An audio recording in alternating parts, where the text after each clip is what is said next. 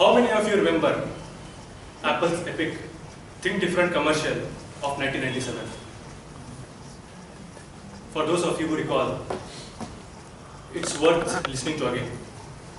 And for the rest, it goes like this. The people who are crazy enough to think they can change the world are the ones who do. Thank you, Madam Toastmaster, for the introduction. Fellow Toastmasters and guests, good evening. Good evening. Recently, I read biography of Steve Jobs, the iconic co-founder of Apple Computers. Like most of his products, Steve Jobs did not disappoint me here as well. He left me rich with many leadership and life lessons. In 1976, Steve Jobs co-founded Apple in his parents' garage. In 1985, the power struggle in Apple resulted in throwing him out of Apple. In 1997, Steve Jobs returned to Apple again to rescue it from its near bankruptcy. By the time he had died in October 2011, Steve Jobs had built Apple into the world's most valuable company. How did he do it?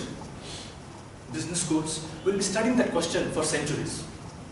I want to present you today 3 leadership lessons from Steve Jobs, which I think were key to his success. The first lesson is focus. When Steve Jobs returned to Apple in 1997, Apple was producing a random array of computers and peripherals, including a dozen variants of Macintosh. A few weeks of product review sessions, and Steve Jobs had enough of this.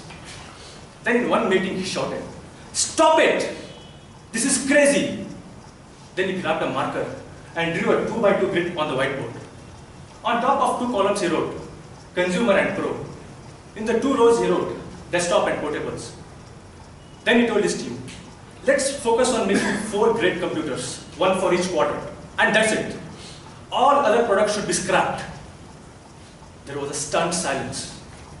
But by getting to Apple focus on making just 4 types of computers, he had saved the company. Deciding what not to do is as important as deciding what to do, he used to say. That's true for companies, and it's true for products. Focus was ingrained in Jobs' personality. He would relentlessly filter out what he considered distraction through his laser-like focus. Second lesson is simplify. Jobs' Zen-like ability to focus was accompanied by a related instinct to simplify. Jobs would simplify things by zeroing on their essence and eliminating unnecessary components. Jobs believed simplicity is the ultimate sophistication. Let me give an example. During the design of iPod, Steve Jobs tried at every meeting to find the ways to cut the clutter. He would push his design team to design the user interface in a way to get whatever he wanted in just 3 clicks. At one point, Jobs made simplest of all suggestions. He told his team, let's get rid of on-off button. At first, the team members were taken aback. But then they realized the button was unnecessary. The device would gradually power down if it wasn't being used, and spring back to life when re-engaged. That was Steve Jobs at his best. In looking for industries or categories ripe for disruption, Steve Jobs always asked, who was making product more complicated than it should be? In 2001, portable music players and the ways to acquire songs online fit the description, and led to the creation of iPods and iTunes Store. Mobiles and iPads were next. Steve Jobs' approach to simplify products and platforms led to massive disruption in technology space. The third lesson is put products before profits. When Steve Jobs and his engineering team designed original Macintosh in the early 1980s, his mandate to the team was to make it insanely great.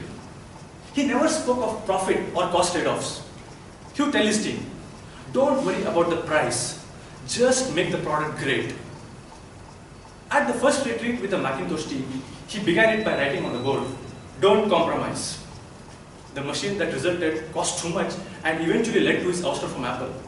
But still, Macintosh made a massive impact in the technology business by accelerating home computer revolution.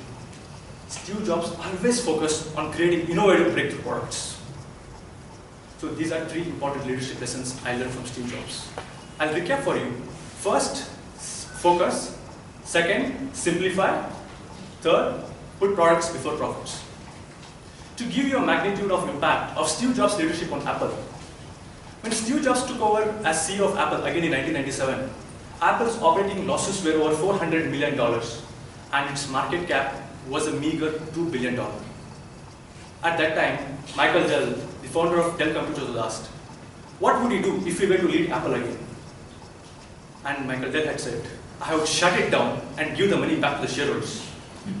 Later, Dell would regret saying so, because when Steve Jobs stepped down as CEO due to ill health in October 2011, Apple's operating earnings were soaring at $35 billion, and its market cap was at $350 billion. Today, at $635 billion market cap, Apple Inc. is the most valuable company in the world. To conclude, this makes Steve Jobs one of the greatest business executives of our era, and the one most certain to be remembered a century from now. I'm confident you'll find these leadership lessons valuable. Over to you, madam.